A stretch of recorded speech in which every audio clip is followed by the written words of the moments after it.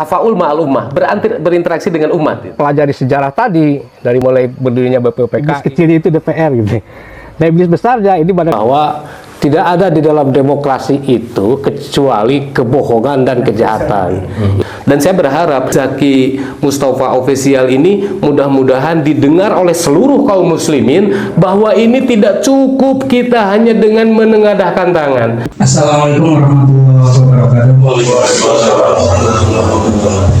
Balik lagi di channel Zaki Mustafa Official, channel edukasi yang mengutamakan literasi, ideologi dan ngopi. Dan tentunya di kesempatan kali ini host kita kembali lagi yang sebelumnya di kesempatan kemarin berhalangan hadir dikarenakan sakit ya Kang Yura ya, tumbang. Ini perubahan cuaca kali ya Kang ya, atau perubahan pemimpin ya. Pemimpinnya belum ada. Yang menyebabkan host kita berhalangan hadir. Alhamdulillah kesempatan kali ini kita diberikan kesehatan yang sama sehingga dapat hadir dalam kesempatan podcast kali ini, yang tentunya seperti tagline channel ini, literasi, edukasi, ideologi, dan ngopi, yang mana dalam ranah tersebut kita akan memproduksi argumentasi, bukan memproduksi sentimental. Gimana Kang Said? Sehat ya untuk kesempatan kali ini? Alhamdulillah. Kang Yaki tentu. Tadi Kang Yaki kehujanan Kang Yuran, pasal-pasal pengorbanan demi acara ini. Saya juga nunggu reda. Soalnya takut ke kalau bahasa sebenarnya kerugelan gitu. Karena betul. Ya di kesempatan kemarin tuh kita kedatangan narasumber baru Kang Hilman, yang sesuai judul podcast kemarin itu podcast keempat yang membahas presiden baru. Nah kesempatan kali ini tuh kita masuk ke podcast kelima yang dibuat untuk menjadi series Kang Gibran. Iya. Kemarin kita ngebahas Islam secara umum. Nah kita kesempatan kali itu ingin membahas Islam dan negara dalam aspek sosial. Iya. Lebih merujuk lagi ya. Lebih merujuk kita kerucutkan di podcast selanjutnya. Insya Allah kita bahas ekonomi, politik, hukum, tatanan negara, dan masih banyak lainnya seperti yang kita obrolkan tadi waktu ngopi. Iya. Ya tentunya dalam konteks negara dan Islam, Kang Zaki dan Kang Said, tentu sebuah negara itu pasti punya suatu nilai yang dianut gitu kan ya. Taruh Indonesia menganut sistem demokrasi, ya seperti negara-negara lain ada yang menganut aristokrasi dan lain sebagainya. Sama halnya dengan negara lain ada yang mengadopsi Islam walaupun belum kapah nih Kang Said. Walaupun di negara Islam sendiri Kang Said, agama-agama lain pun, kepercayaan lain pun pasti ada ya kan. Karena itu adalah salah satu bentuk rahmatan lil alamin Islam itu sendiri Kang jadi. Tapi sayangnya di hari ini tuh rahmatan lil alaminnya kadang salah kaprah. Ya banyak orang muslim yang mengadakan kajian seperti podcast kita lah yang membahas ilmuwan, tapi dibubarkan dengan Islam itu sendiri. Iya. Tapi ketika agama lain mengadakan acara malah dijaga sampai ada yang mengatakan bom gitu. Itu betul. Salah satu bentuk apa ya, kesalahkaprahan dalam konsep rahmatan lil alamin mungkin. Ya semoga dengan adanya podcast kita bisa mengusung bentuk rahmatan lil alamin yang real itu seperti apa gitu, bukan yang KW-KW gitu ya kan, yang ibaratnya rahmatan gitu. Betul. Nah kembali pada tema yang membahas yang insya Allah kita akan membahas aspek sosial dalam konteks negara dan Islam dan negara. Kang Zaki dan Kang Syahid, di dalam konteks negara itu tentunya ada common health gitu yang membahas kesetaraan, equality, hukum dan lain sebagainya. Cuman dalam konteks Islam dan negara, atau katakanlah negara Islam yang khilafah syariah dan khilafah menjadi sistem nilainya, tentu ada keadilan, ketauhidan yang berkeadilan yang tidak dimiliki oleh sistem-sistem lain. Nah untuk hal itu Kang Zaki dan Kang Syahid, banyak atau kita bisa mengacu lah kepada sistem Pancasila yang menjadi nilai negara kita hari ini. Banyak kegagalan Pancasila, banyak apa ya, bukan kegagalan mungkin salah kaprah atau ketidakberhasilan ya. Dan ketidakberhasilan tersebut ya seperti halnya yang terjadi kepada kita ya, pengkebirian terhadap ranah-ranah argumentasi atau keilmuan yang seharusnya dilegalkan kan Kang Syahid. Dilindungi ya. Betul, pembicaraan seperti itu dilindungi gitu, tidak ada rasa ini tuh mengancam sistem negara yang ada gitu kan, padahal tidak gitu. Dan di samping itu Kang Syahid dan Kang Zaki, kemarin tuh terjadi perjinahan demokrasi yang melahirkan ya katakanlah anak haram demokrasi dan yang konteks dan arah bangsa itu seakan kemana sebenarnya gitu dalam ranah demokrasi itu. Nah yang saya ingin tanyakan tuh kepada Kang Syahid dan Kang Jaki, sebenarnya ranah negara kita tuh tujuannya kemana sih Kang? Kalau di podcast sebelumnya ada 4 poin pembukaan undang-undang yang harus dilakukan pemerintah. Nah sekarang tuh bagaimana gitu? Demokrasinya disetubuhi, sistemnya diacak-acak. Bagaimana ini pandangan Kang Syahid terkait hal ini? Kalau Kang Jaki. Bismillahirrahmanirrahim. Berbicara tentang Islam itu komplit ya, aqidatun wa syariatun gitu. Jadi berbicara tentang konteks Islam itu adalah akidah dan juga syariah itu. Nah, maka terkait dengan hal ini, kita akan memahami beberapa hal yang terjadi atau yang terlihat bahkan terasa hari ini gitu. Salah satu contoh misalnya begini, ketika kita melihat apa yang terjadi hari ini, atau sebut saja tadi yang menjadi pilar negara kita ya. Pilar negara kita itu hari ini apa sih? Pancasila, demokrasi. Sebagian orang pancaeke kan. Nah itu luar biasa ya. Nah kita lihat dulu sudut pandang yang lain. Misalnya begini, sudut pandang demokrasi itu adalah yang melahirkan, pertama ada 4 kurang lebih. Kalau kemarin 4, sekarang 4 juga ya. 4 betul. Nah pertama adalah hurriyatul aqidah, kebebasan berakidah. Nah itu sudah mafhum. Kalau misalnya contoh di negara kita itu berpindah-pindah agama itu biasa gitu ya. 1 minggu di Islam, 2 tahun di agama yang lain, atau ketika sudah mendekati ke bulan haji, ke bulan-bulan yang sifatnya dikatakan Islami, itu buru-buru balik lagi kepada Islam, dan itu biasa ya. Nah hal itu apakah dikategorikan tidak biasa? Sekali lagi biasa untuk di negara yang menganut sistem demokrasi. Buah yang kedua itu adalah hurriyatus syakhsiyah, kebebasan berekspresi.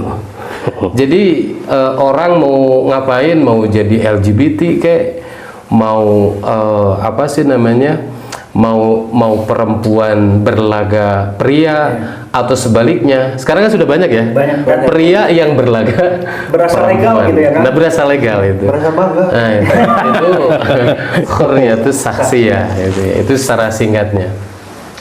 Nah, termasuk misalnya ada seseorang, misalnya kalau ini khusus kalangan apa yang disebut dengan kolonial, Kang Zaki. Kalau milenial yang kemarin ya, seperti misalnya Kang Idan itu milenial itu, tapi milenial sudah kelewat, mendekati kolonial itu. Nah, kemarin ketika misalnya ada salah seorang artis melenggak-lenggokkan pinggulnya di atas panggung, itu biasa. Itu kebebasan berekspresi itu. Bahkan ada juga tokoh yang mendukungnya itu mencari nafkah. Itu ya, dan menurut demokrasi itu sah nggak?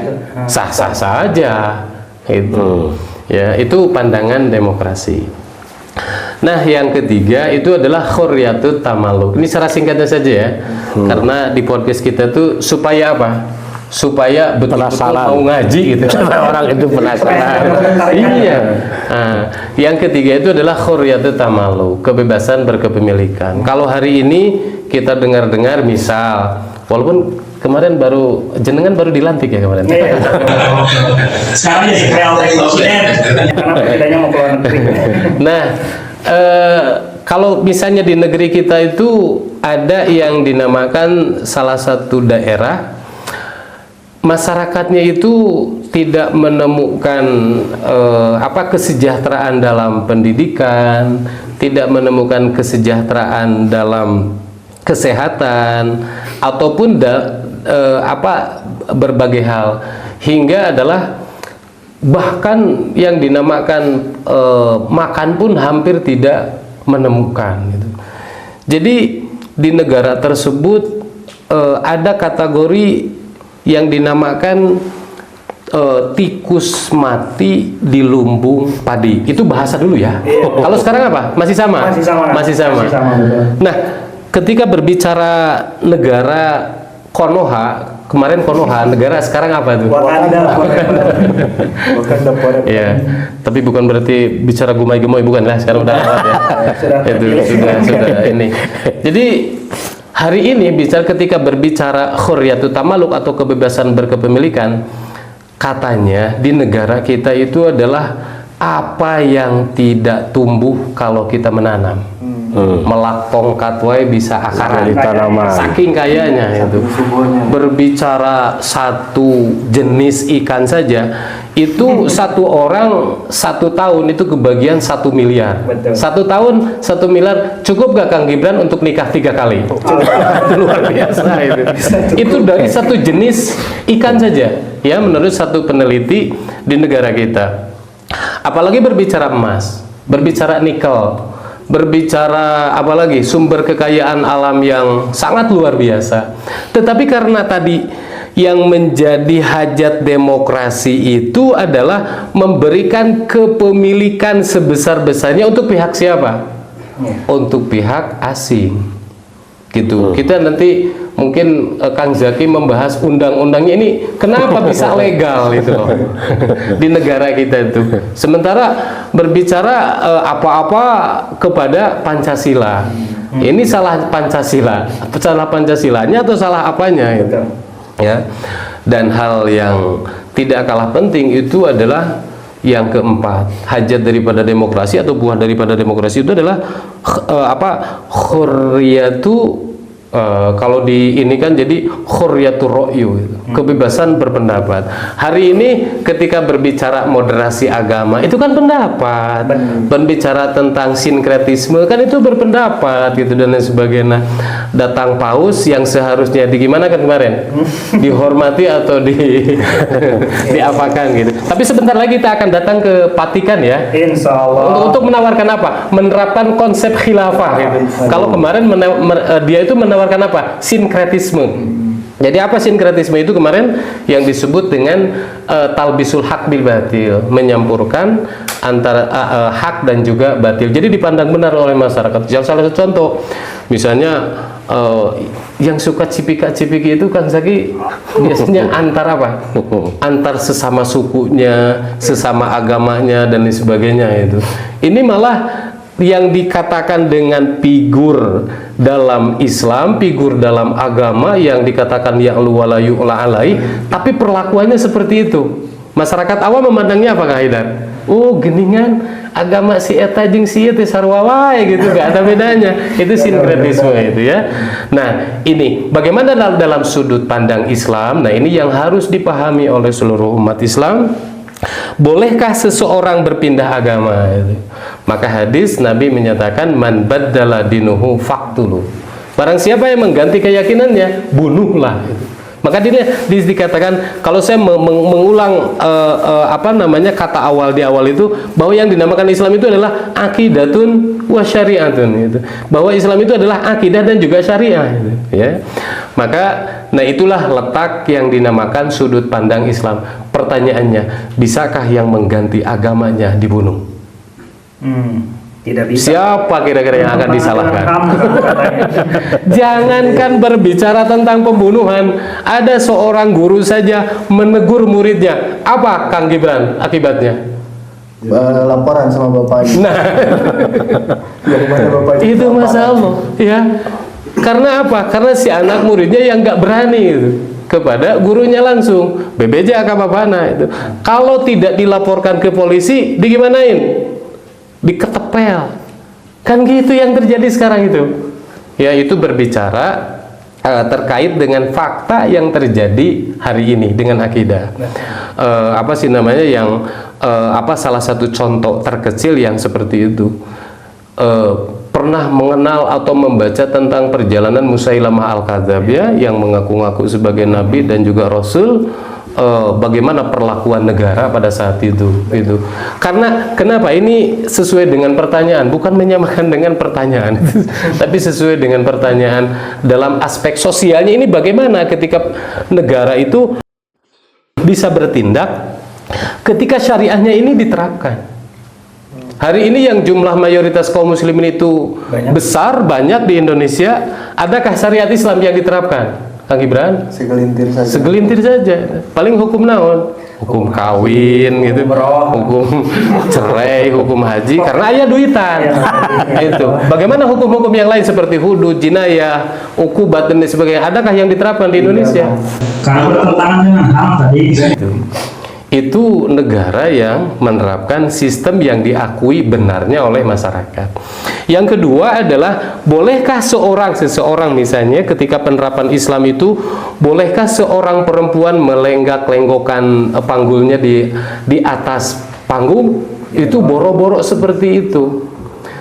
Oh, mohon maaf misalnya, ada suatu pendapat yang seperti saking hati-hatinya, kalau bahasa Kang Zaki itu saking waroknya seorang muslim, jangankan melenggak-lenggokkan pinggul di atas panggung, ya, kedengaran suaranya saja khawatir menimbulkan laki-laki itu, bahasanya apa? Terangsang, atau apa? Karena seorang perempuan tuh syahwat juga ya. Nah, itu ternyata Aurat. Gitu. nah, ada bahasa seperti ini, saurul mar'ati auratun.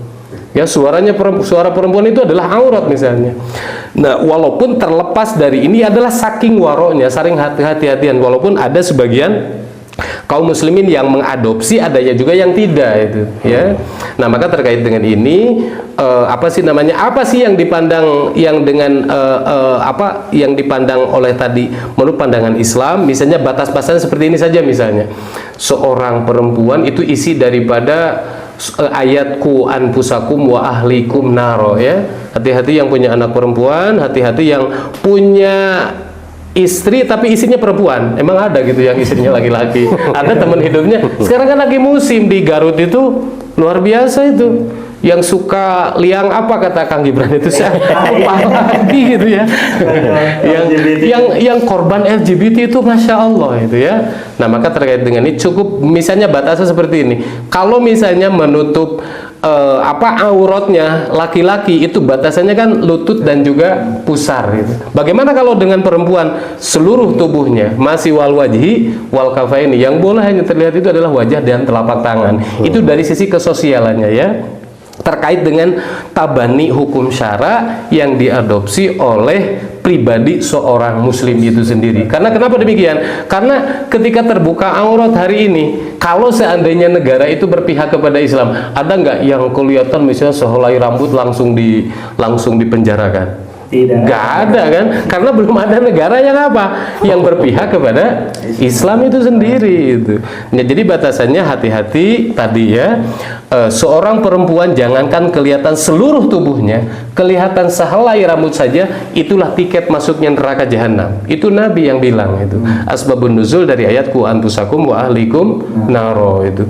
Itu tamsil atau contoh sederhana saja. Nah, yang apalagi yang baru keberapa? Kedua, ya, singkat saja karena terus rada kudap-kedip ya. Nah, yang ketiga itu adalah apa? Khurriyatut tamaluk itu sendiri, ya, tadi. Nah, bagaimana dalam pandangan Islam terkait dengan sumber kekayaan alam yang dimiliki oleh, itu sepertinya milkiyah ammah itu, milik masyarakat. Siapa yang mengelolanya? Negara. Negara boleh nggak misalnya mempekerjakan orang lain, misalnya orang-orang swasta, boleh itu dikasih bekerja saja, kita dibayar. Kalau sekarang kebalik. Jadi mereka yang menikmati, negara hanya menerima pajak. Berapa persen? Katanya Kang Haidar mau naik tuh pajak.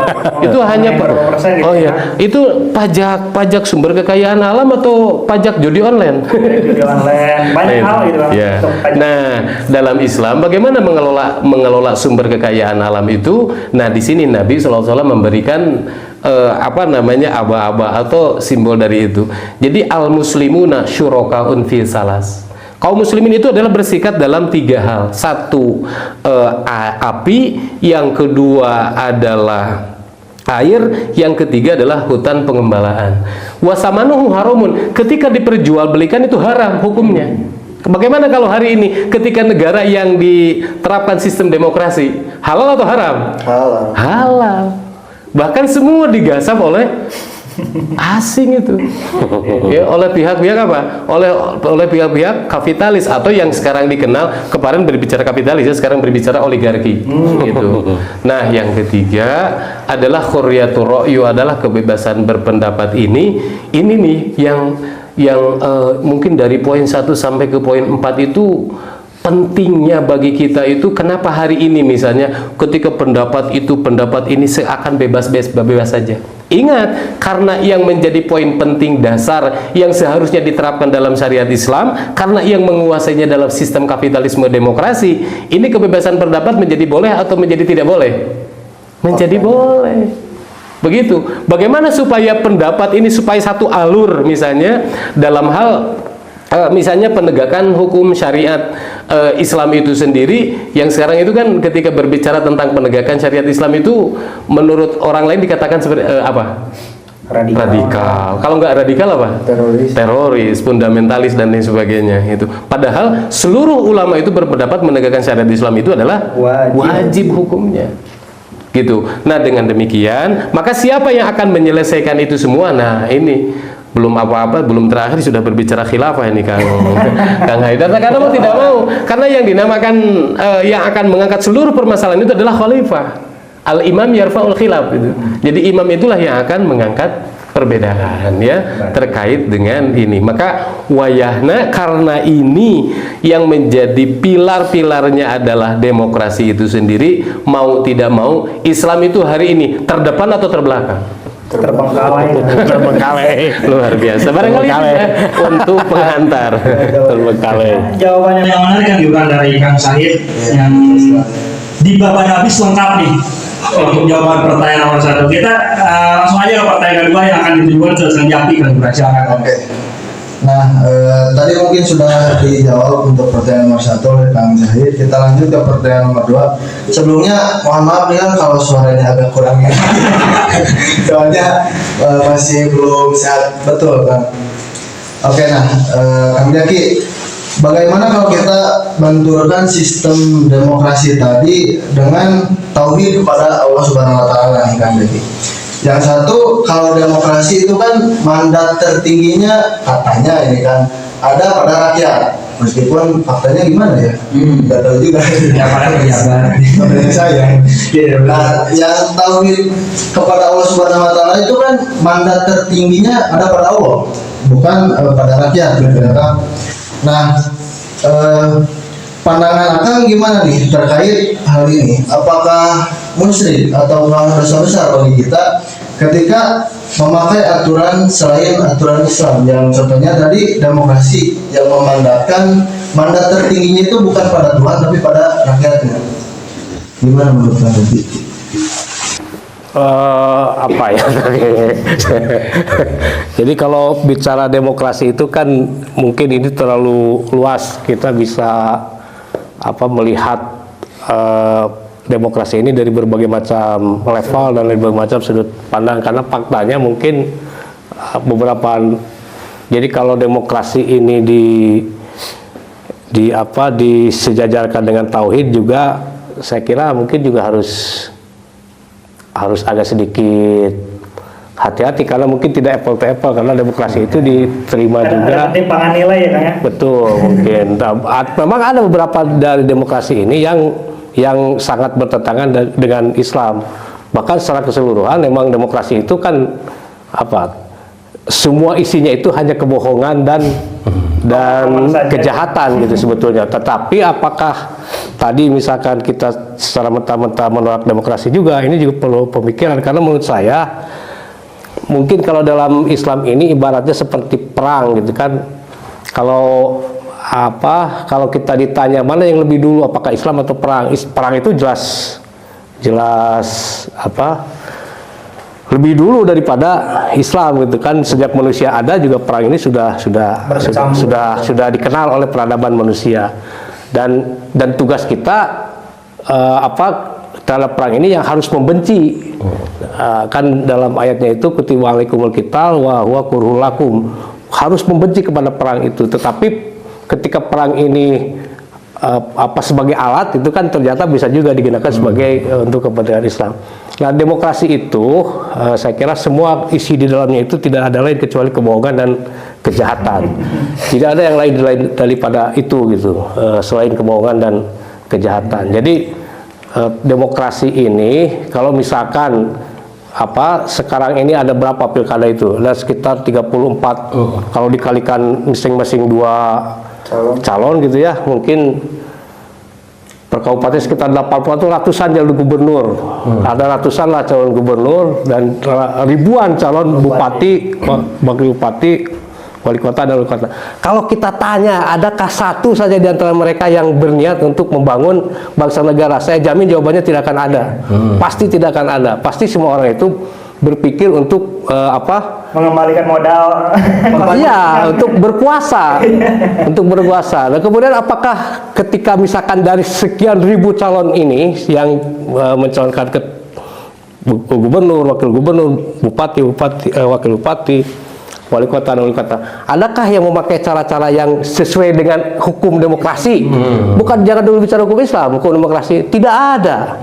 Semua juga akan berpikir bagaimana menang, dan di dalam politik ini semua pasti menganut prinsip tidak ada halal haram, yang penting yang ada itu hanya menang kalah gitu.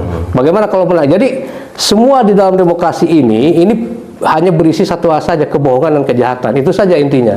Ya, kalau saya nanti bicara panjang lebar. Oke, 2 pertanyaan pembuka udah sedikit panas ya Kang Ibrahim. Yang Kang Said menyampaikan dari sisi keilmuan, Kang Jaki menyampaikan dari sisi wawasan. Yang mana pilkada sekarang kemarin Dari sisi praktek, Dari sisi praktek, ya. itu demokrasi ini semuanya tidak ada dalam demokrasi itu kecuali kejahatan dan kebohongan. Tidak ada selain itu. betul. Kemarin saya bikin konten terkait pilkada yang ngebahas ketakwaan Muslim pilkada Kang. Saya rasa itu agak sedikit vulgar. Ternyata ada yang lebih vulgar ya Kang Jaki yang mengatakan pilkada hari ini itu hanya omong-omong saja. Ya. Kita kerucutkan Kang Ibrahim dalam pertanyaan selanjutnya terkait aspek sosial. Kalau merujuk ke jawaban dari Kang Said yang dimana ada huriyatul sasya ya Kang, kebebasan berekspresi. Nah di Indonesia sendiri sekarang lagi banyak orang yang berekspresi Kang Said. Contohnya ada orang yang menggugat MK buat tidak beragama dan tidak bertuhan. Gitu. Ada ekspresi dari murid tadi yang katakan kenakalan dan kegagalan kurikulum merdeka. Gitu. Bahkan teman saya kemarin seperti yang tadi saya bilang, kebetulan dia itu guru SD, dibagiin buku paket dan si SD-nya tuh nggak, salah satu muridnya tuh nggak sebagai buku paket, mengatakan bahwa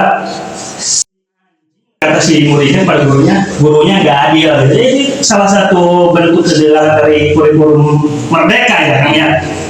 Nah yang saya tanyakan tuh, untuk keadaan sosial hari ini yang begitu bobrok Kang, seperti LGBT dan lain sebagainya, solusi apa sih yang bisa kita tawarkan terhadap presiden baru kita yang dalam 10 hari kepemimpinannya sudah menangkap sekian puluh koruptor? Ya masa iya koruptor ditangkap, sistem sosialnya curang-curang? Silakan Kang Said. Kita lanjutkan.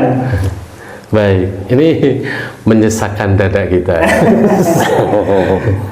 Masih ingat ya para peserta kemarin ada semacam gerakan solidaritas Ustadz Doni namanya, gerakan solidaritas, anggap saja itu adalah gerakan solidaritas yang nasional. Yang awal-awalnya nih Kang Jaki, masih ingat di rezim-rezim sebelumnya bahwa kita itu menuju generasi emas apa perak? Generasi Jawa barangkali yang tepatnya itu, banyak di emas itu di Jawa. Generasi emas yang kurang lebih menuju generasi emas itu kurang lebih sekitar sekarang 2020 memasuki 2025 ya, Ya kurang lebih berapa?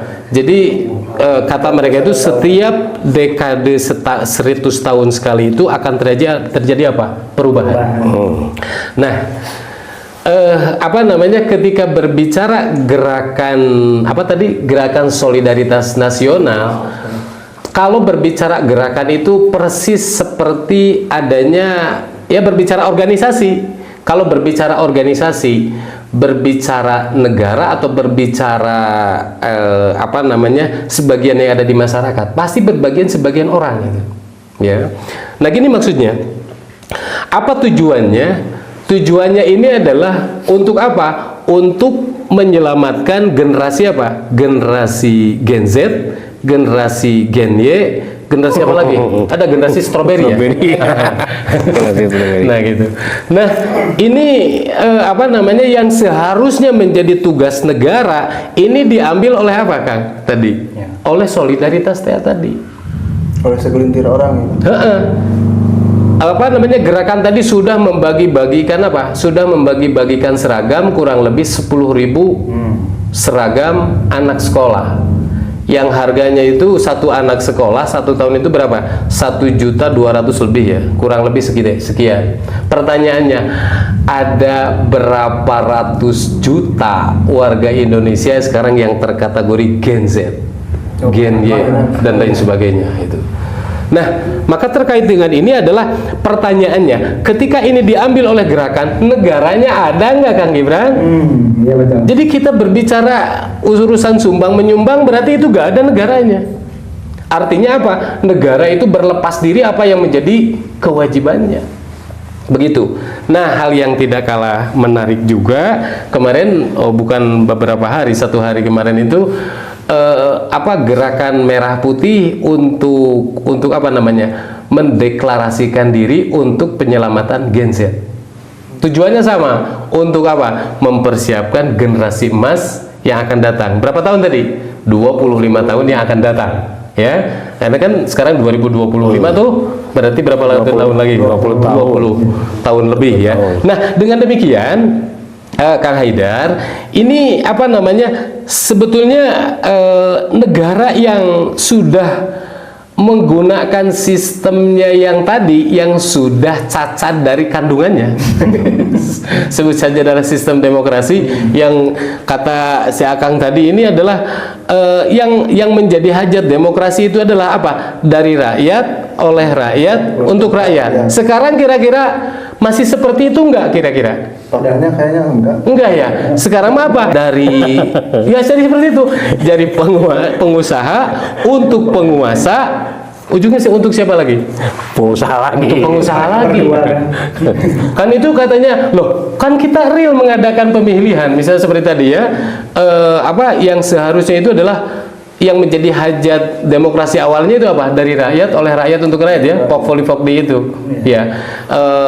Nah, sekarang itu adalah ketika misalnya yang tadi kebobrokannya sudah disampaikan oleh Kang Zaki itu hari ini misalnya untuk menciptakan generasi emas, lalu diberi kurikulum yang sudah disinggung tadi oleh Kang Haidar, yang hasil daripada produk anak didik hari ini yang terlahir dari pendidikan sekularisme, memisahkan agama dari kehidupan. Apa yang terjadi? Tawuran setiap hari. Inikah generasi emas?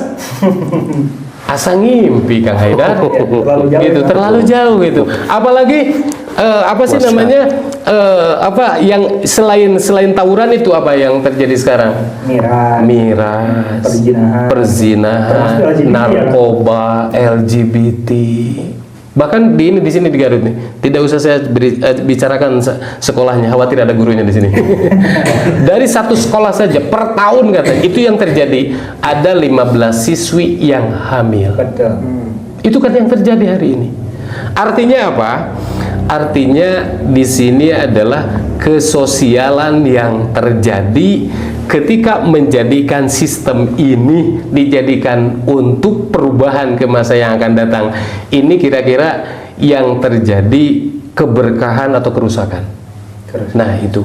Jadi teman-teman sekalian yang dirahmati Allah Subhanahu wa Ta'ala, terkait dengan podcast kali ini, melihat fakta-fakta yang ada ya, terlepas dari presiden yang baru yang orasinya begitu menggebu-gebu, sampai berapa tadi koruptor yang bisa ditangkap? Kurang lebih 38. Berapa uang yang dihasilkan? 3,1 triliun kurang lebih, Kang. Luar biasa. Itu uang apa runtah? Nah ini saya pikir dan saya ini selama yang dipakai adalah sistem yang ada, yang apalagi misalnya ini mudah-mudahan harapannya sih memang masih ada harapan kalau kata ahli kalau kata ahli ekonomi dan juga ahli politik ini masih ada harapan. Tunggu nih 100 hari lagi apa yang dilakukan gitu. Dan lain sebagainya. Walaupun ini baru 1 bulan hasilnya sudah seperti ini. Tetapi apa sih nama yang menjadi kekhawatiran gitu apa? Tebang pilih lagi kayak kemarin gitu. Kalau yang menjadi lawannya biasanya kalau kita punya lawan diurus apa dihancurkan? Dihancurkan. Kalau misalnya ke saudaranya sendiri atau kepada ruang lingkupnya sendiri dijaga atau dikhianati? Bahkan dibina itu. Kalau di dalam Islam itu apa? Ya yang kira-kira ini adalah misalnya dibina masih bisa diarahkan. Tapi kalau sudah mulai tidak mau dibina, tidak diarahkan, dibina atau dibinasakan. Nah itu ya sedikit terkait dengan kesosialan yang terjadi dalam hal ini. Nah bagaimana dalam sudut pandang Islam? Nah teman-teman sekalian yang dirahmati Allah Subhanahu Wa Taala, kita bisa melihat ya dengan apa-apa yang terjadi pada saat itu, bagaimana generasi gemilangnya ketika Nabi Shallallahu Alaihi Wasallam membentuk dan membangun para sahabat. Dan mesti untuk kita ulangi kembali itu. Ya, kalau kata Kang Zaki itu walaupun gak persis sama, tapi uslubnya sama gitu. Makanya tadi saya katakan diulang yang ketiga kalinya, di dalam Islam itu adalah aqidatun wa syariatun. Jadi keyakinan dan juga toriko, syariatnya itu harus sama itu, ya, tidak pernah berubah walaupun berbeda zaman gitu ya, walaupun berbeda tempat dan juga waktu. Tapi satu frekuensi gitu kan? Satu frekuensi yang sama itu ya. Walaupun rumahnya berbeda. Ya. Nah, maka terkait dengan ini apa yang kita ambil dari yang kita ambil itu adalah Nabi Shallallahu Alaihi Wasallam memberikan teladan ketika menjadikan Islam itu sebagai fikroh, dan bagi kita menjadikan Rasulullah SAW apa yang beliau jalani sebagai torikohnya, metode pelaksananya, ini yang harus kita gali dan yang harus kita pelajari. Insya Allah kalau di Zaki Mustafa Official ini terus diberikan kepada pemirsa semua. Untuk apa tujuannya? Tujuannya tiada lain dan tiada bukan, mohon maaf, bukan berarti ingin jadi YouTuber jutawan, tapi ingin menjadi YouTuber untuk apa? Untuk perubahan. Ya, dengan demikian maka mengambil sikap ini adalah mesti fakta yang empirik menunjukkan bahwa ini adalah problematika yang ada itu butuh solusi. Solusinya mau apa lagi? Sosialisme sudah hancur, kapitalisme sedang berjalan, sebentar lagi tumbang. Nah pertanyaan bagi kita tuh mau kembali lagi ke masa yang dulu sosialisme atau kepada Islam? Maka jawabannya adalah bagi kita tentunya yang diharapkan itu apa? Karena kita meyakini kehidupan tuh bukan hanya hari ini, tapi kehidupan yang abadi adalah kelak, yang ini adalah menjadi tanamannya. Maka insya Allah sepakat kembali kepada Islam ya. Insya Allah ta'ala. Baik itu ya untuk yang kedua. Jawaban menarik Kang Gibran dari Kang Said. Lagi-lagi kita diberikan wawasan dan pengetahuan dari segi keilmuan terkait keadaan bangsa hari ini. Tapi yang ingin saya lebih gali itu jawaban Kang Jaki nih. Karena jawaban Kang Jaki itu apa ya? Kalau bahasa Sunda bilang tuh seutik nyentrik gitu. Nah, Kang Jaki nih terkait keadaan sosial tadi, katakanlah kepada keadaan ranah pilkada aja kan, yang mana kos politik untuk Jawa Barat aja, untuk Garut lah katakan kan 50 sampai 60 miliar gitu untuk menjadi seorang pemimpin. Dan budaya tersebut sudah mengakar dan menjamur juga kepada masyarakat. Ketika tidak diberikan uang untuk nyoblos, mereka nggak nyoblos si pemimpin tersebut. Nah keadaan sosial seperti ini, apa sih Kang solusi yang bisa ditawarkan untuk memperbaiki tatanan tersebut gitu, agar ketika milih pemimpin teh ulah karena duit 50.000 5 tahunan gitu, tapi lihat misinya yang dari segi kebermanfaatannya aja kan. Gimana menurut Kang? Kita sentuh lagi tuh keadaan yang ada, semoga didengar oleh Elmi dan Syakur. apa yang kita tanyakan tadi solusinya? Ya, solusinya Kang. Solusinya ya tadi saya udah dibahas panjang lebar sama Ustadz. Jadi ya, kita harus kembali kepada Islam itu saja barangkali solusinya. Karena apa? Karena tadi saya katakan bahwa tidak ada di dalam demokrasi itu kecuali kebohongan dan kejahatan. Itu saja yang ada. Dan ini bukan menurut saya, tadi sudah disinggung ya oleh Kang Haidar.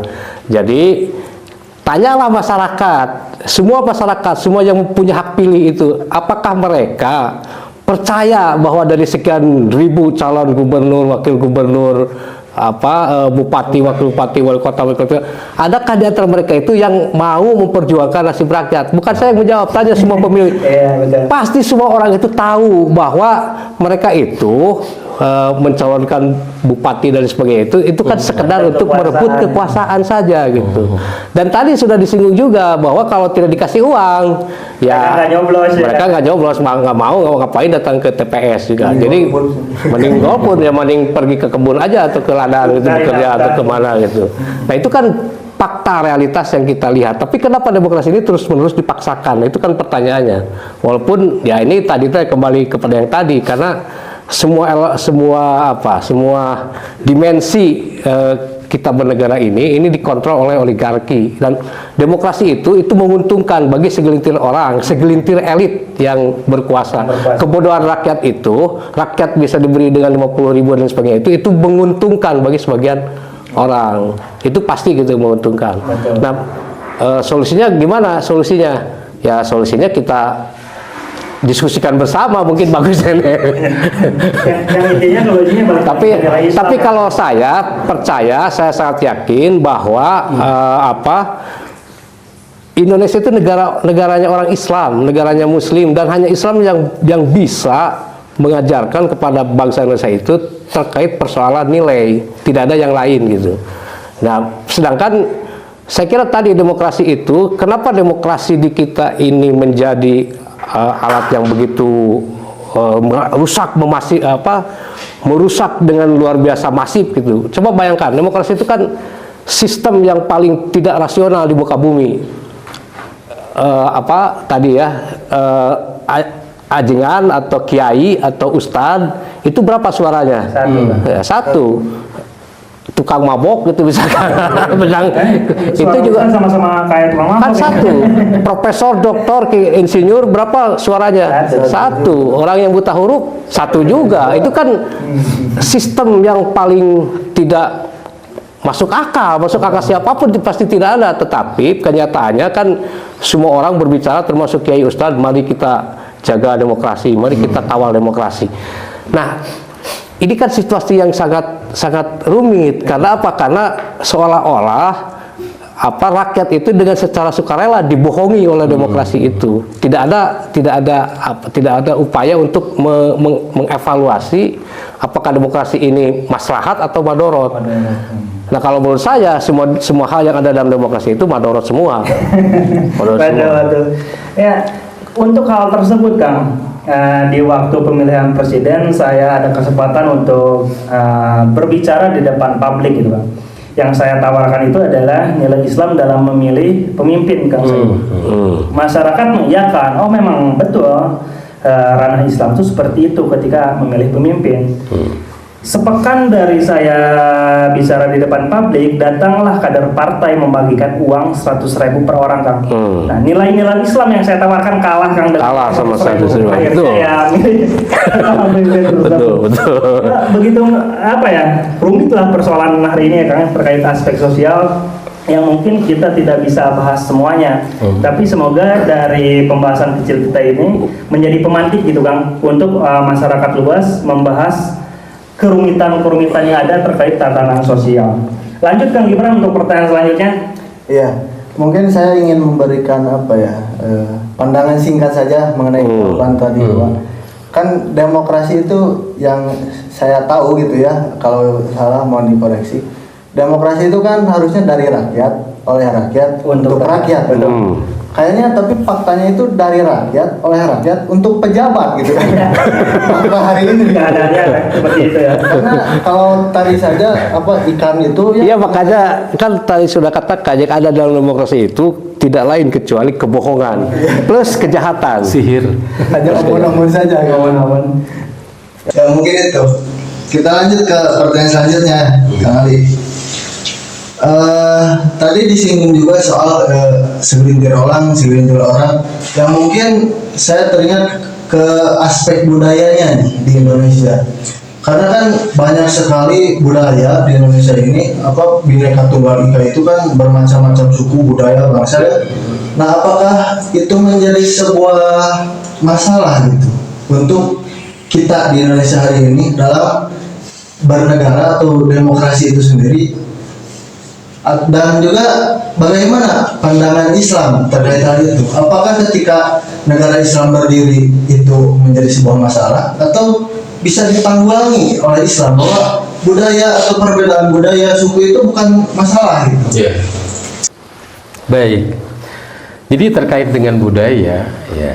Ini kalau misalnya tolak ukurnya hukum syara yang ditabani oleh negara, maka negara itu akan melihat apakah sistem ini, misal salah satu contoh, ketika berhadapan dengan bulan Muharram, kudu misalnya harus bawa kerbau ke sisi laut, lalu disembelih, dipersembahkan ke entong nyiroki dulu ya tuh namanya nges zaman modern gitu. Iya. Dipitnah we terus nyiroki dulu ting aya ting eueuh itu teh. Nah, lalu dipersembahkan seperti itu. Nah, menurut pandangan hukum syara bagaimana ini mempersembahkan sesuatu atau sembelihan itu kepada selain Allah? Maka itu adalah haramun jiddan, sama dengan kita mengatakan hari ini bahwa ad-demokratiyatu atau demokrasi itu adalah haramun jiddan, haram pisan gitu. Mendakwahkannya, lalu menyebarluaskannya, atau bisa jadi kan yang menjadi ini punten Kang, iya mah menjadikan demokrasi ini sebagai wasilah dakwah saja. Ketika sudah berkuasa mah di sana saya mau ngapa-ngapain juga bebas. Pertanyaannya dari tahun kapan ngomong yang seperti itu? Ya, jadi persis sepakat saya kata Kang Zaki tadi, kalau demokrasi itu sihir, iya. Pertanyaannya ketika disihir, banyak yang sadar atau banyak yang gila? Nah, itu dia gitu ya. Makanya hati-hati. Kalau misalnya abah kita tuh pernah ngomong gini, hati-hati kalau memilih pemimpin itu kiadahnya apa?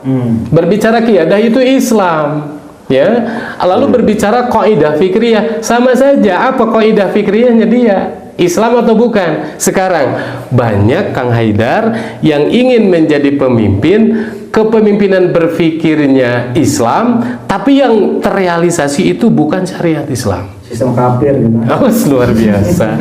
Nah, ini adalah itu terjebak masyarakat itu di sana, dan opini-opini ini adalah terus menggema, ya.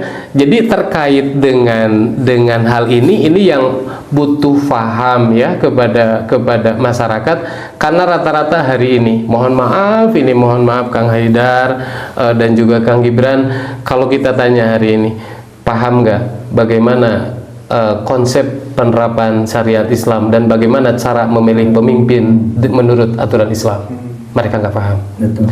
Ditanya tentang demokrasi teh, ari demokrasi teh naon? Teuing mah pokoknya maka hartos buktos aya artos. Nah, itu. Bener gak Kang Gibran? Betul. Nah, itu yang terjadi. Penting dapur ngebul. Nah, itu. Jadi terkait dengan ini Kang Haidar, budaya apa saja yang misalnya akan dihilangkan, itu budaya yang sekiranya menjauh atau terjadinya kemusyrikan yang sangat besar. Kalau kemusyrikan yang sangat besar mah sudah kita paham ya. Justru yang menjerumuskan kepada kemusyrikan yang paling besar ini adalah demokrasi. Bayangkan, kalau bahasa tadi memang saya setuju itu. Bayangkan sekarang mah dalam hal demokrasi, sora ustadz jeung sola pelacur sarua. Jadi alhasil ayeuna mah untuk apa? Kenapa terus menerus disejarkan? Ini yang paling saya tidak setuju dan tidak sepakat itu. Dalam hal demokrasi itu ada apa? Ada musyawarah. Dalam Islam pun ada musyawarah. Apa yang dimusyawarahkan oleh Nabi dulu ketika menggali parit, Ya, lalu misalnya ketika Salman Al-Farisi berkomentar, semuanya kan diminta pendapat pada saat itu bagaimana untuk menyelamatkan Madinah. Maka kata Salman Al-Farisi memberikan apa? Memberikan bukan nasihat ya, tapi masukan, bikinlah parit. Gitu ya. Padahal untuk menggali parit kan di sekeliling Madinah itu batu-batu. Kalau di kita mah batu apa Kang Haidar? Batu yang aktif semua itu ya. Ketika di martil pasti dia keluar api gitu. Kayak Tapi Kang, batu ya. Cilapang yang dieksploitasi. Luar biasa. Ya. Jadi terkait dengan ini, nah yang diambil musyawarah mufakat di dalam Islam itu adalah yang memberi kemaslahatan bagi umat. Kalau sekarang yang diambil, ketika misalnya bahwa dalam undang-undang pendidikan hari ini untuk menyelamatkan generasi Gen Z harus dibagi alat kontrasepsi alias kondom. Iya. Apakah itu kemaslahatan atau kemadorotan? Inikah pertanyaannya? Inikah yang dinamakan musyawarah yang disebut mufakat oleh mereka?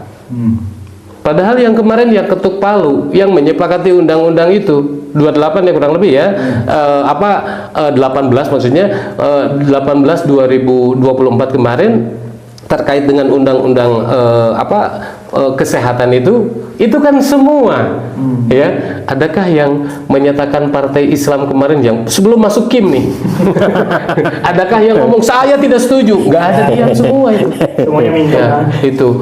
Jadi hal ini yang mesti untuk kita pahami ya. Misalnya seperti ini. Jadi alhasil kalau misalnya masih ada yang mensejajarkan antara Islam dengan demokrasi, datang bulan misalnya gini, bulan haji disebut apa? Kalau di Sunda itu Rayagung ya, atau Dzulhijjah. Apakah gara-gara kakinya 4, ayah domba, ayah gogong, kan ada sarua sebenarnya 4 pencit weting domba mah. Apakah seperti itu? Tidak ya. Nah, jadi jauh berbeda antara demokrasi dengan Islam. Maka kembali lagi apa yang menjadi misalnya menjadi penghalangkah ketika tegaknya syariat Islam, misalnya di negara manapun. Kita nggak bisa nasionalisme ya Kang Haidar, karena Islam itu sudah Kang Haidar sampaikan itu tadi rahmatan lil alamin. Kita kalau berbicara rahmatan lil alamin itu luar biasa hari ini ya. Kita menyaksikan para syuhada di Palestina bating urut dada. Apa yang bisa kita lakukan? Dan saya berharap dari Zaki Mustafa Official ini mudah-mudahan didengar oleh seluruh kaum muslimin bahwa ini tidak cukup kita hanya dengan menengadahkan tangan, tidak cukup hanya dengan memberikan bantuan itu. Yang dibutuhkan oleh masyarakat Palestina itu apa sekarang? Militer yang dipimpin oleh seseorang yang siap untuk memberhanguskan Israel. Pertanyaannya hari ini, militernya ada nggak? Tentaranya ada? Loba, nu sadar loba teh, loba karena Allah nu mimpin, gitu. Tercerai-berai. Tapi kalau sebentar lagi, insya Allah ketika khilafah tegak, maka Israel dan juga sekutu-sekutunya akan lenyap di muka bumi, insya Allah Ta'ala. Karena kita baru bisa apa ya? Baru bisa mengeluarkan air mata gitu dan lain sebagainya. Ya Allah, kok seperti ini? Bahkan pengkhianatan para pemimpin Muslim, misalnya Mesir, Arab Saudi, malah ikut menonton, gitu ya. Dijadikan panggung. Nah itu dijadikan panggung. Nah itu adalah hal yang terjadi di tengah-tengah kehidupan kita. Jadi misal dulu ya ada budaya misalnya sebelum Futuh Madinah, sebelum Rasulullah memimpin pada saat itu, budaya misalnya seperti mengelilingi Ka'bah biasa ya Kang Zaki ya. Mereka biasa sholat biasa, tapi ketika turun Islam, apakah semua kebiasaan mereka terlarang semua? Tidak juga kan? Ada yang ini baik. Apakah itu misalnya menjadi suatu yang baku misalnya di tengah-tengah Jazirah Arab selama tidak bertentangan dengan syariah yang dibawa oleh Nabi Shallallahu Alaihi Wasallam, maka itu adalah berlanjut. Ya, dengan demikian saudara-saudara sekalian yang dirahmati Allah, jangan memandang sepele hari ini terhadap kemuliaan Islam dan jangan takut ketika mempelajarinya ya. Dan hal yang paling ini misalnya hari ini misalnya kenapa Islam itu tegaknya kalau bahasa apa? Kalau bahasa teman-teman saya itu kok lama banget ya keberhasilannya gitu. Nah ingat, dan kita melewati ofisial ini juga kita memahamkan terhadap masyarakat kenapa Islam itu belum tegak. Satu, kalau kita misalnya preteli karena yang menjadi lawan Islamnya itu dipertahankan. Apa? Demokrasi. Masih kena dikekewek. Sementara demokrasi itu terus terang saja, itu demokrasi itu adalah apa? Menjadikan Allah itu sebagai tandingan. Ya, Kita lihat kan, misalnya terpilihnya legislatif kemarin yang ratusan orang itu tujuannya untuk apa? Legislasi, nyian hukum. Berarti dia sudah berani menantang Allah. Jangan dilihat, oh saruri kan kamari mimiti artis dan lain sebagainya. Itu tujuannya itu gitu. Walaupun ada misalnya budgeting dan lain sebagainya, dan duitnya tapi itu Kakang Gibran, itu diberi kopi-kopi acan gitu, dan lain sebagainya. Lalu misalnya controlling dan lain sebagainya. Ternyata giningan bangunan oge encan 5 tahun acan. Heuda di urang cenah ya, urang nyaritakeun jeung nu disebutkeun pemborong nerap 40% oge geus lumayan. Laras Kang Gibran, tinggali bangunan-bangunan anu aya. Kalau misalnya itu dikatakan benar ya. Dan hal yang tidak kalah menarik juga Kang Haidar,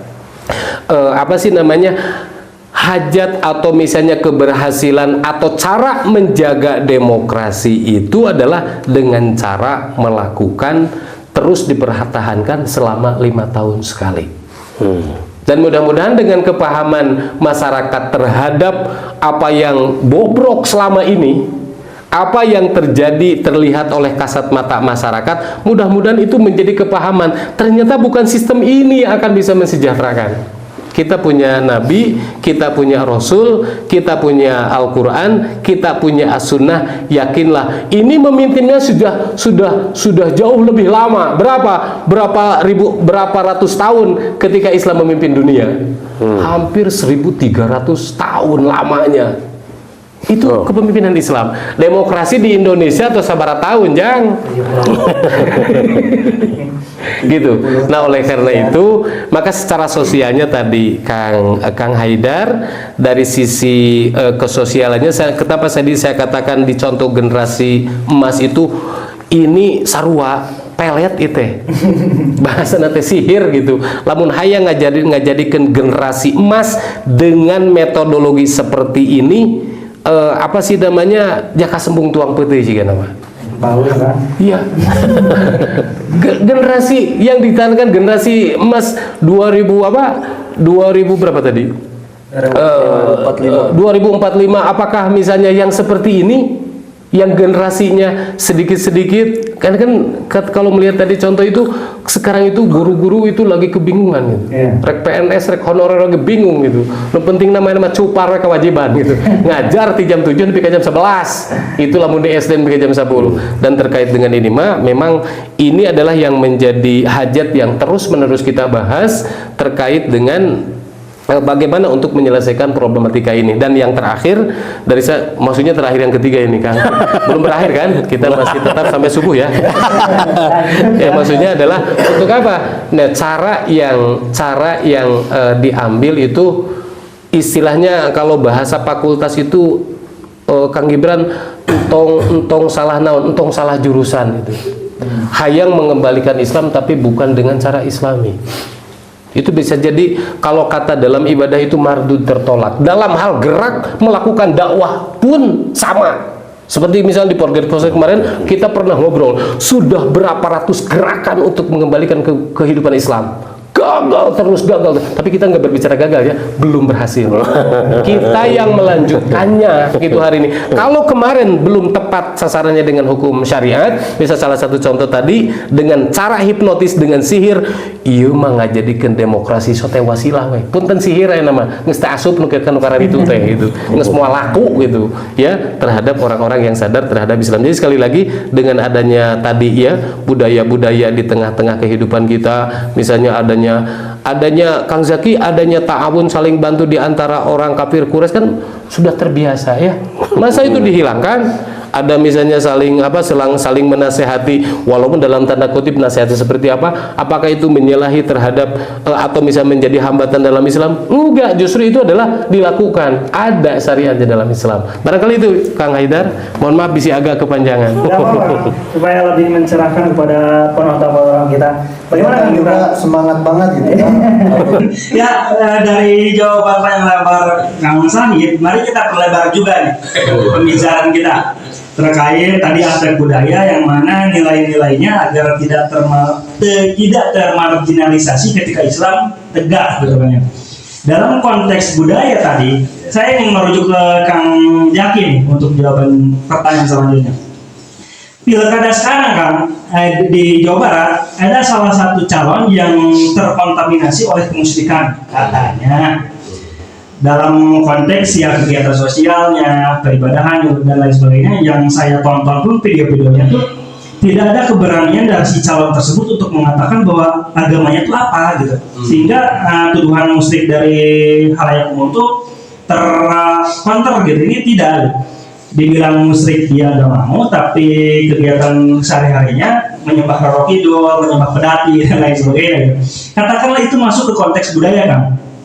Dan kasus keduanya ya seperti tadi kita banyak singgung LGBT kan.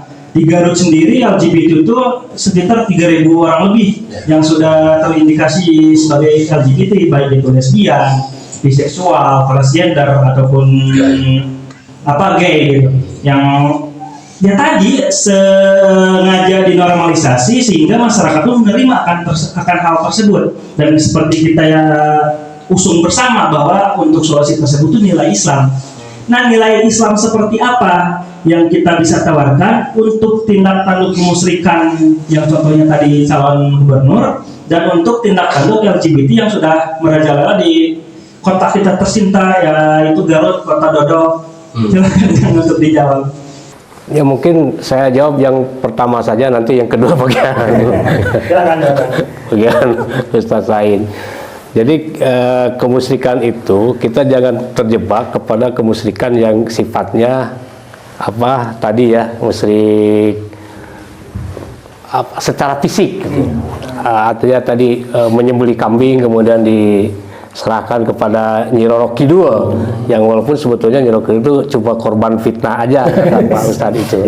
Nah, sebetulnya kalau kita lihat fenomena kemusyrikan seperti itu di masyarakat Indonesia, kalau dikatakan itu kemusyrikan gitu, kemusyrikan.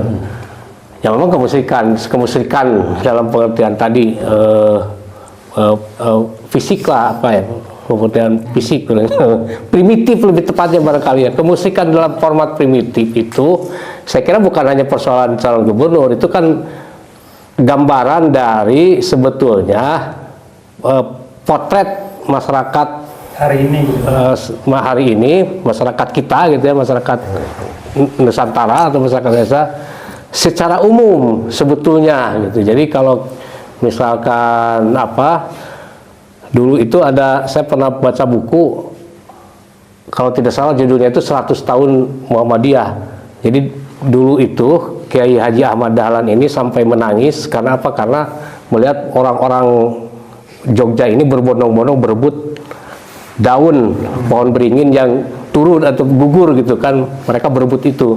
Nah sampai Kiai Haji Ahmad Dahlan ini menangis dan kemudian beritikaf selama berminggu-minggu di masjid, akhirnya turunlah ilham untuk melahirkan Muhammadiyah dalam konteks untuk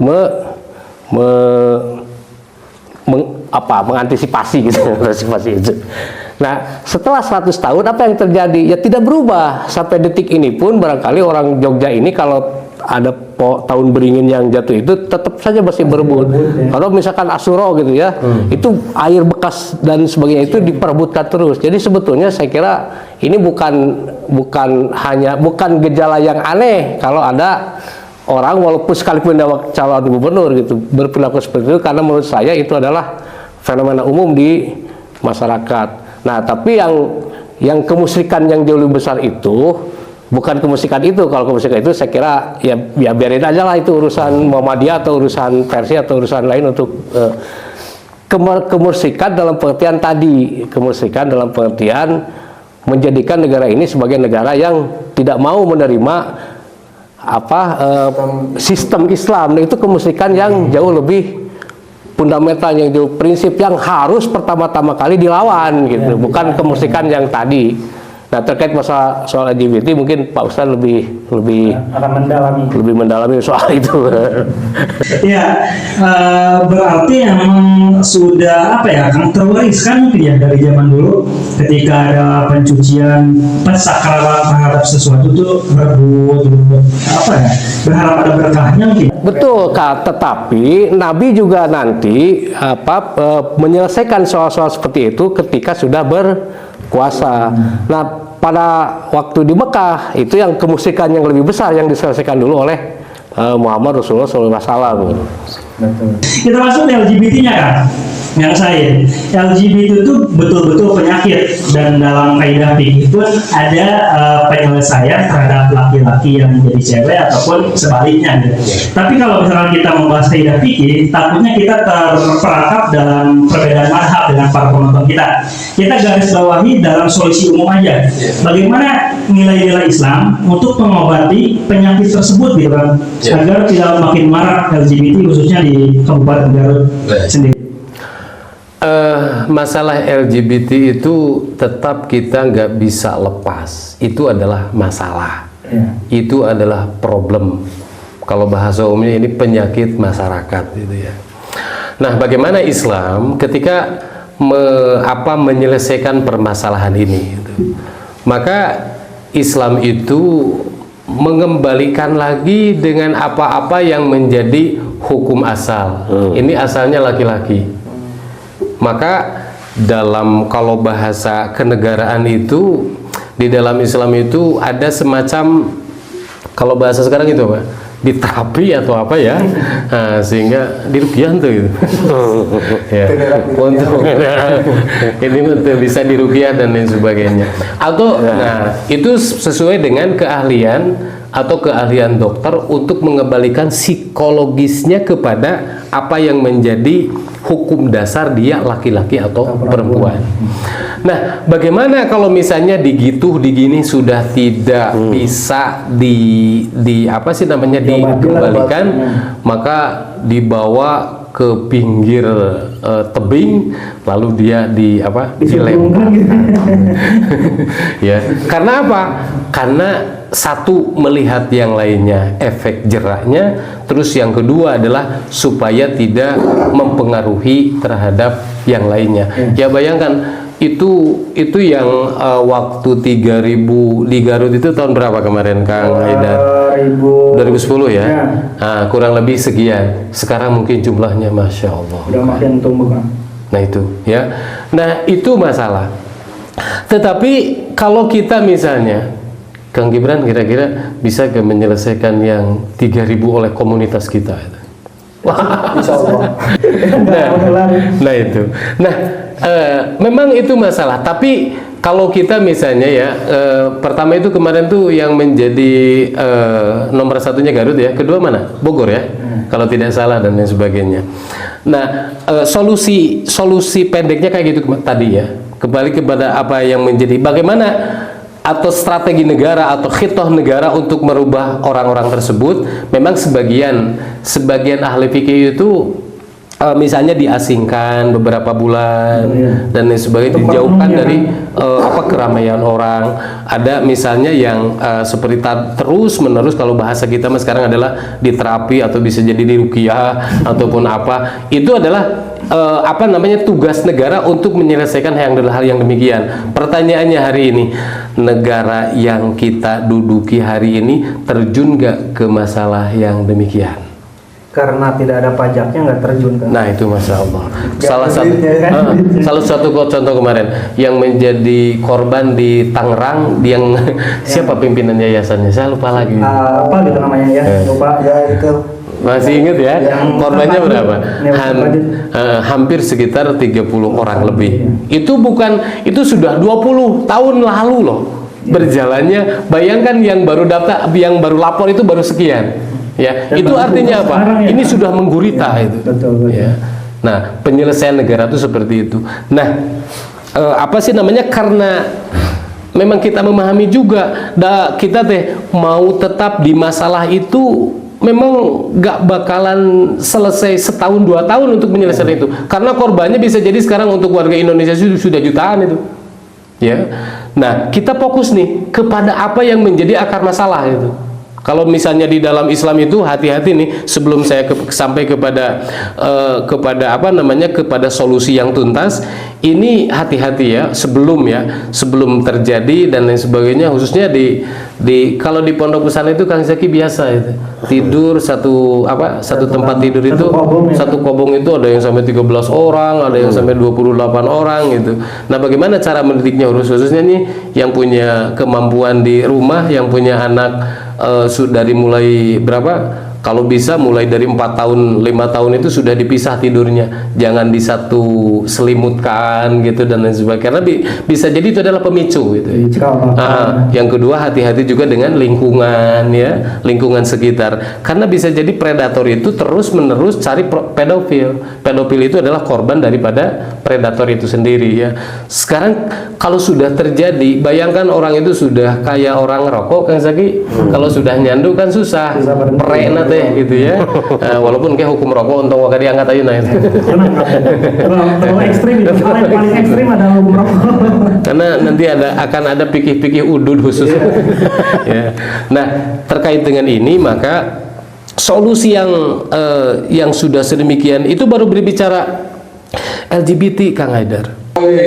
Mohon maaf ya, di salah satu daerah saya menemui salah satu sepuh dan ternyata tempat LGBT itu di rumah sepuh.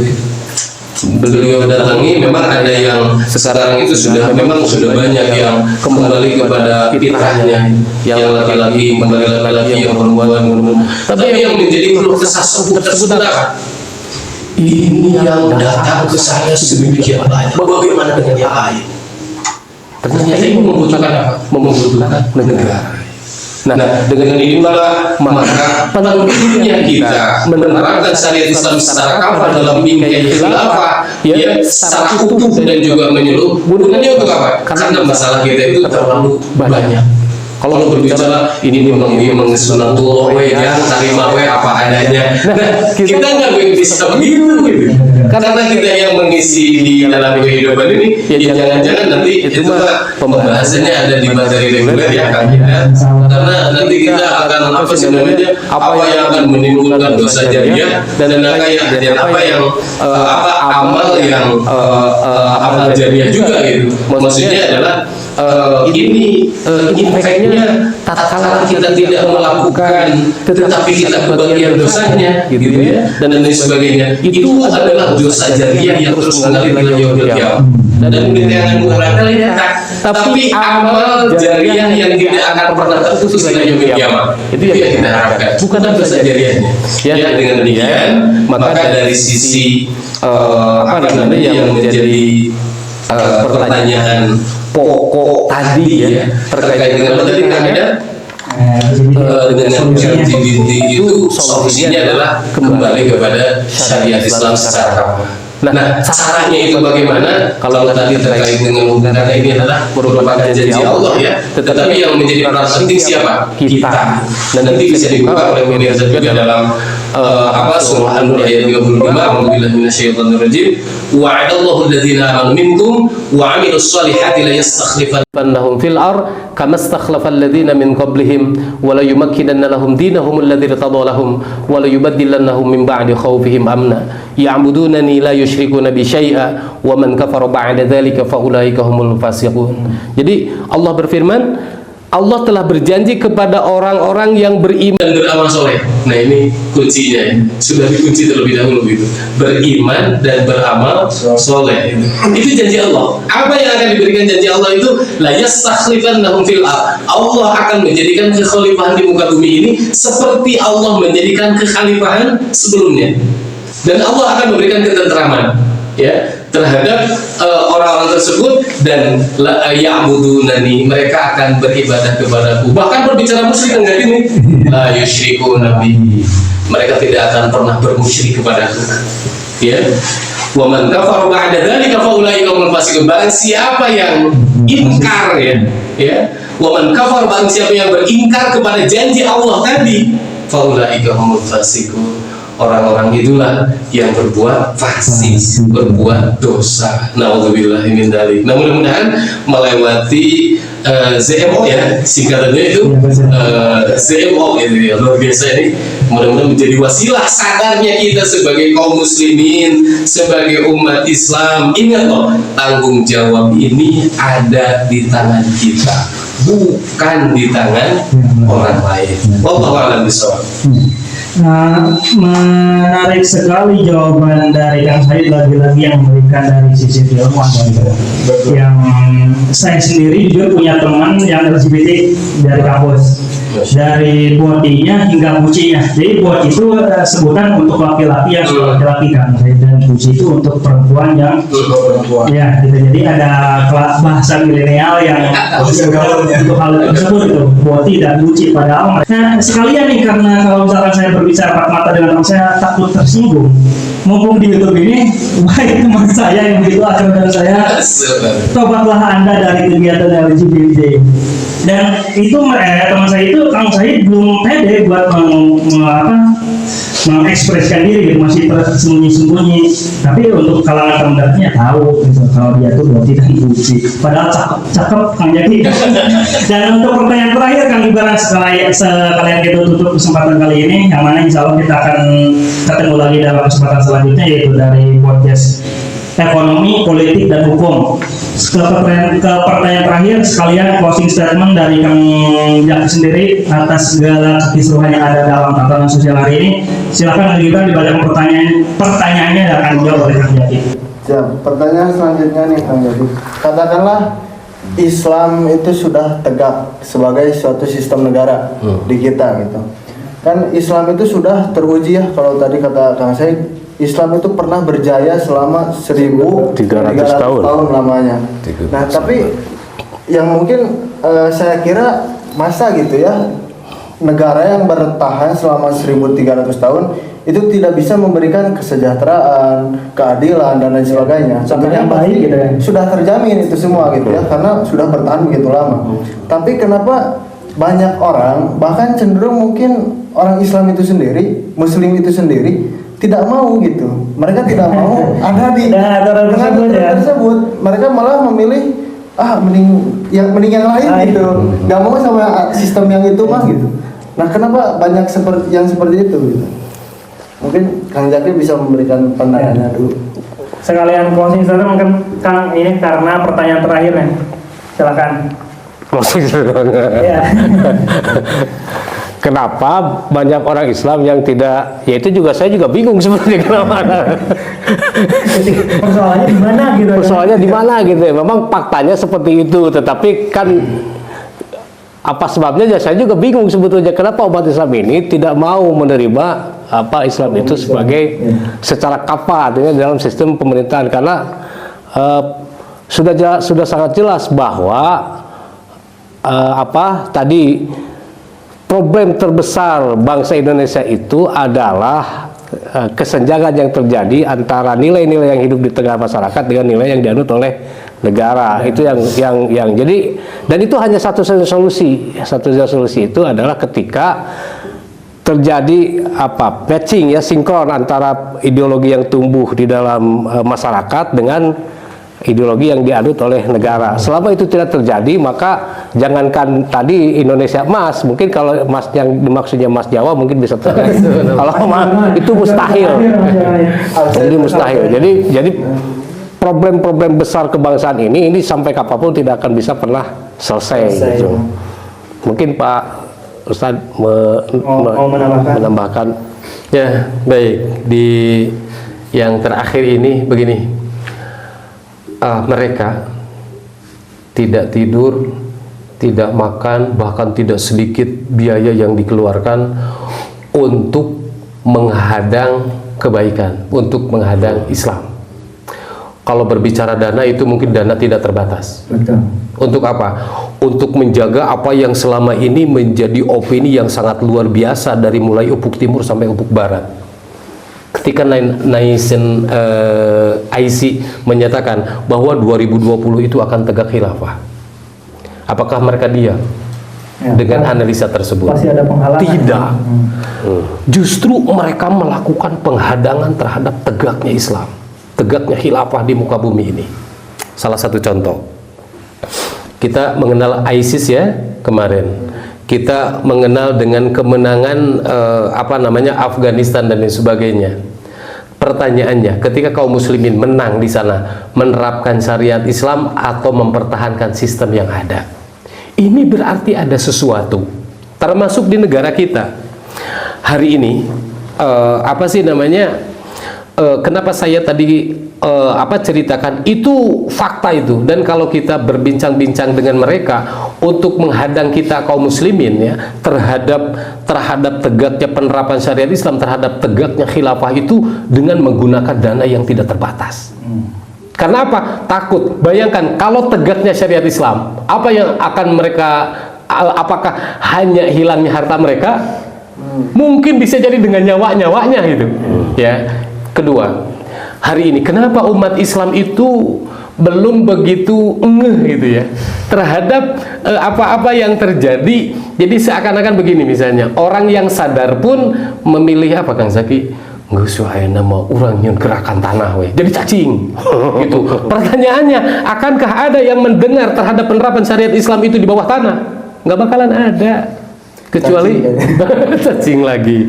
Nah, kita kenapa ngomong di JMO ini adalah untuk apa? Supaya ada kesadaran semua itu. Ya, pertama bisa jadi karena kelemahan umat Islam saat ini adalah dengan ketidakfahamannya terhadap Islam itu sendiri. Kalau saya pernah ngomong di podcast yang kemarin itu, nanti seperti umat Islam seperti monyet ngagugulung kalapa. Apal di jenona teh amis, jadi naon tah? Jadi obat nu sehat, tapi itu bisa mukana. Padahal Islam itu sungguh sangat luar biasa. Kalau tadi mengulang kata yang kedua kalinya, 13 abad itu Islam memimpin dunia. Dan hasilnya luar biasa, gemilang. Maka dari dihancurkan 1924 waktu itu, berarti berapa tahun sampai sekarang? Kurang lebih 100 tahun ya. 100 tahun lebih sampai sekarang Islam itu tidak menjadi aturan negara, bahkan belum bisa menyatukan lagi kaum muslimin. Yang kedua adalah fobianya atau bencinya orang Islam terhadap Islam itu sendiri, ya tadi pengaruh dari awal itu, ketidakpahamannya itu, dan penyelewengan tentang sejarah. Sekarang masih adakah sejarah yang disampaikan kepada Gen Z, kepada Gen Y dan lain sebagainya? Punten, sejarah itu sudah hilang sekarang. Jangankan di sekolah-sekolah umum, di pondok pesantren pun hampir itu tenggelam. Sirah Nabawiyah, kalau dulu kan Sirah Nabawiyah itu sebelum masuk kita ke tafsir itu pasti kajian Sirah Nabawiyah dan lain sebagainya. Nah, gitu ya. Yang kedua, nah yang ketiga ini yang paling menjauhkan umat Islam, paling menjauhkan Islam dari umat Islam itu sendiri. Mereka terus menerus mengadakan propaganda di mana-mana. Kita masih ingat ya kasus Hizbut Tahrir Indonesia di 2016 2017 itu BHP-nya dicabut gara-gara ngomong apa? Kembali kepada penerapan syariat Islam, kembali pada penegakan khilafah Islamiyah. Bagi mereka itu adalah ini ancaman yang sangat luar biasa. Maka mudah-mudahan nih sekali lagi melewati JMO ini kita itu semua ya bisa sadar, bisa memahami disinilah pentingnya syariat Islam, dan jangan ragu untuk memahami syariat Islam karena itu adalah agama kita yang sempurna. Barangkali itu Kang Haidar, Kang Gibran yang bisa saya sampaikan. Wallahu a'lam bishawab.